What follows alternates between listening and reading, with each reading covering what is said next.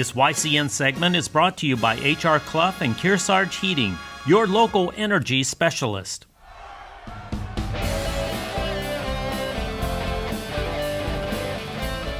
Welcome back, YCN Sports Talk. Jeremy Stout, Andrew Zerhide. We get into MLB.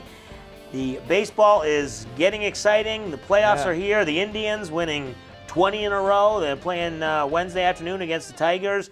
Red Sox maintaining their lead, back up to a 4-game lead as they host the Athletics for 2 more here before they go to Tampa Bay, weather permitting, depending on how the Tampa Bay Stadium is. And then Baltimore, then Cincinnati, then they come home to end the season. So Red Sox still looking good. There's a little bit, they lose to the Yankees, they lose to the Orioles. It's going back and forth, but then they come home, they win 2 out of 3 against Toronto, 2 out of 3 against Tampa, first one against the A's. Yep.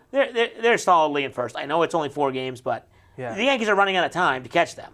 Yeah, it seems like a lot of times this season the Yankees have kind of caught up to the Red Sox, but then the Red Sox have knocked them back down.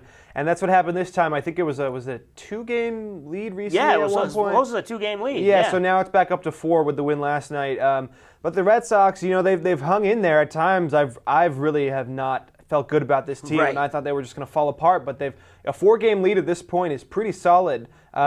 It could turn around in a quick 4-game series, but right now they're looking pretty good, and hopefully Mookie Betts, like we saw last night, he drove in 6 runs with 2 homers. Finally, he's going deep. Right. He didn't hit a home run for like a month and a half, something like that. So, and it couldn't have come at a better time. Right. So hopefully that offense can catch up to their pitching, because the pitching has been solid. Just the offense has been struggling, but lately they've looked pretty good. Yeah, Mookie hits the home run on Friday night, and then 2 more last night, and then he could have had another one last night. He hit the triple, and it just hit the top of the wall there, the bullpen. But you go to the pitching, and let's talk about that pitching. The rotation, it looks like right now David Price is probably out of the rotation for the playoffs. Yep. He hasn't even pitched in the majors yet. He's having a simulated game on Wednesday today. I don't think he's going to be able to start. Right. But you've got Chris Sale, you've got Drew Pomeranz, so those guys are locked in. Yep. I would still think Rick Porcello, despite how badly he's pitched, I think because he can eat innings, I think he's in. But that 4th spot, Eduardo Rodriguez finally got his first win in 4 months or whatever it's been, since May.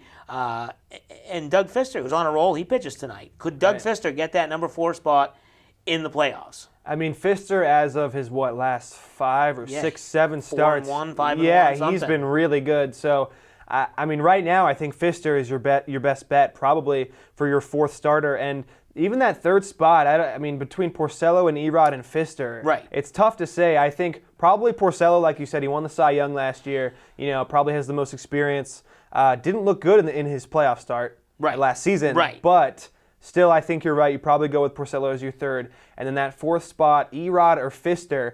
Fister at the beginning of this year was so unreliable. He was giving up a ton of bombs, but he has been lights out. And not just an average pitcher. He's been really, really good over the last month or so. So I think you give it to Fister, definitely. And he's striking guys out. He's not just getting lucky or something. And the thing about Eduardo Rodriguez, you can bring him out of the bullpen, I think, and he's a lefty, so maybe, because right now they only have Robbie Scott and Fernando Abad, so maybe only one of those guys makes a playoff roster, and then you've got Erod in there, and then if there's an injury, you can put Erod in to start or come out of the bullpen or long relief. So, I mean, I think that's going to be interesting. These last 2 weeks are going to be crucial for what John Farrell and what the club wants to do to pick those final 2 guys, because I know Rick Porcello's pitched badly, and I know he's not completely reliable, but I really do think he will get a start, so it's between Erod and Fister. So I mentioned Price. He's pitching the simulated game. I don't think he's going to start. What do you think? Does he even – I mean, there's been talk that he might be done for the season, and we've talked about it all season long, that what do we expect out of this guy? What are we going to get out of him?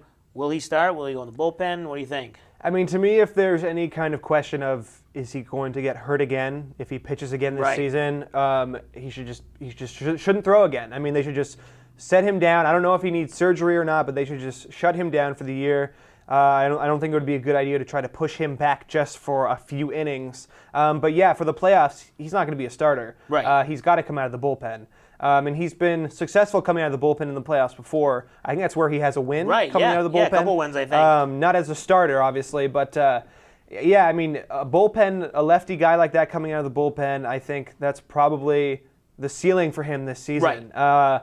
I mean, besides that, I don't really know what other role you have. I mean, you have enough starters. You already have to take one of them out. Right. So, I mean, hopefully Price can do well in the bullpen, but if not, you definitely shut him down for the year. Right. There's no point in rushing him back, or if he has a setback here, you've only got 2 weeks left of the season. You can't rush it. So it'll be interesting to see what the Red Sox do, and as we get closer to the playoffs, we'll talk and break down their playoff roster because they got a lot of pieces that they can move around. Obviously, Nunez is hurt right now, but will he be on the squad? Brock Holt, Chris Young, these guys sound like they should be, but when you start breaking it down, there might not be enough room for all of them. So we'll talk about that later as the playoffs approach. We'll take another break. When we come back, we'll get back into some football.